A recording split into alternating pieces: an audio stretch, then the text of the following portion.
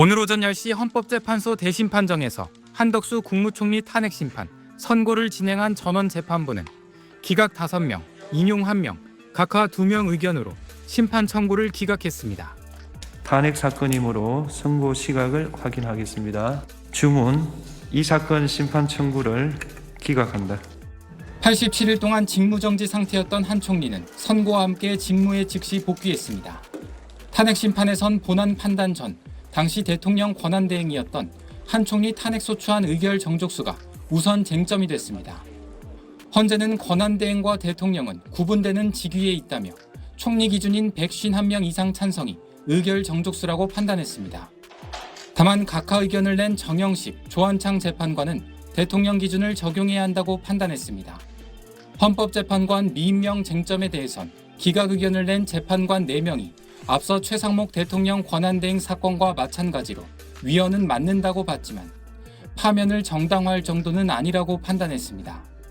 다만 기각 의견을 낸 김복형 재판관은 재판관 후보자 미임명도 위헌 위법하지 않다고 판단했습니다. 비상계엄 방조 쟁점과 관련해선 윤석열 대통령 탄핵심판과도 연결된 계엄의 위법성 여부까지 재판부가 판단할지가 최대의 관심사였습니다. 하지만 헌재는 한 총리가 계엄 전 국무회의에 적극적으로 개입했는지 여부만 판단했고 계엄 선포의 절차적 정당성 부여를 위해 적극적인 행위를 했다고 단정할 수는 없다고 봤습니다. 헌재는 한 총리 탄핵심판 선고 뒤에도 윤 대통령 탄핵심판 선고 기일은 지정하지 않았습니다. SBS 배군입니다. 한덕수 총리는 헌재 탄핵소추 기각으로 대통령 권한대행 직무에도 즉시 복귀했습니다. 한 총리는 오전에 서울 정부청사로 출근해서 전국으로 확대되고 있는 산불부터 챙겼습니다. 총리실로 가보겠습니다. 최재형 기자, 한 총리가 복귀하자마자 바쁜 일정을 소화하고 있다고요? 네, 그렇습니다. 헌법재판소가 한덕수 총리 탄핵 소추를 기각하면서 한 총리는 곧바로 대통령 권한직무대행에 복귀했습니다. 지난해 12월 27일 탄핵 소추안 가결로 직무가 정지된 지 87일 만에 복귀입니다. 이 직무에 복귀한 한 총리는 대국민 담화를 통해 안정된 국정 운영에 전력을 다하겠다며 최근 불거지고 있는 통상 전쟁에서 우리나라의 국익을 확보하는 데 모든 지혜와 역량을 쏟아붓겠다고 밝혔습니다. 그러면서 모든 판단 기준은 대한민국 산업과 미래 세대의 이익에 두고 내각과 함께 뛰겠다고 강조했습니다. 이 한 총리는 극단으로 갈라진 사회는 불행으로 치달을 뿐 누구의 꿈도 이루지 못한다고 언급하면서 정치권의 초당적 협조를 당부했습니다. 한 총리는 서울 삼청동 공관에서 헌재 선고를 지켜본 뒤 이곳 서울 정부청사에 10시 20분쯤에 출근해 일정을 소화하고 있습니다. 가장 먼저 전국적으로 확산된 산불부터 챙겼습니다. 한 총리는 출근하자마자 중앙재난상황실을 방문해 범정부적 총력 대응하라며 경남 산청 지역 이외에 경북 의성과 울산, 울주도 특별 재난지역으로 신속히 선포하라고 지시했습니다. 이어 국무위원들과 간담회를 열고 각 부처별 당면 현안을 점검하고 논의했습니다. 한 총리 복귀 후 최우선 과제 중 하나는 다음 달 1일로 예고된 미국의 상호 관세 부과인데 한 총리가 미국과의 접촉을 넓히고 고위급 소통을 추진할 가능성도 점쳐지고 있습니다. 지금까지 총리실에서 전해드렸습니다. 국민의힘은 한덕수 총리 탄핵 기각 결정 직후 당연한 결과라며 환영 입장을 냈습니다. 중요한 건 국정 정상화와 혼란 수습이라며 한 총리가 한미 외교 현안 등 국정 안정화에 주력해야 한다고 강조했습니다.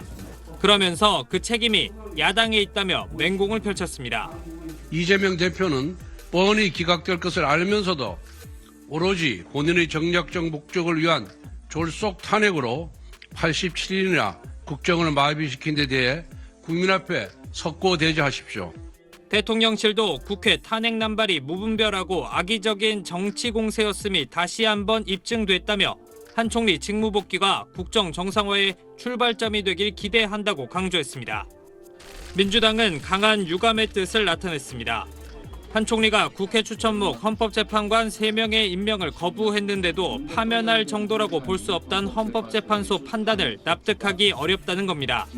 결정에 존중하지 않을 수 없는 상황이지만 헌법기관 구성 의무라고 하는 헌법상 의무를 명시적으로, 의도적으로 악의를 가지고 어겨도 용서됩니까? 다만 헌법재판소가 대통령 권한대행에 대한 탄핵 정족 의결수를 여권이 주장한 200석이 아닌 민주당 주장대로 제적 과반수가 적법하다고 판단했다는 점을 강조했습니다. 민주당은 또 윤석열 대통령 탄핵 심판 결론을 조속히 내줄 것을 촉구하는 한편 한 총리를 향해선 헌법 수호를 국정 최우선 과제로 삼아야 한다고 거듭 압박했습니다. 이번 결정을 두고 윤 대통령 탄핵 심판 예고편으로 볼 수 있다며 여야 모두 촉각을 곤두세우는 가운데 최종 결론까지 정치권 공방은 더 치열해질 전망입니다. SBS 안재입니다.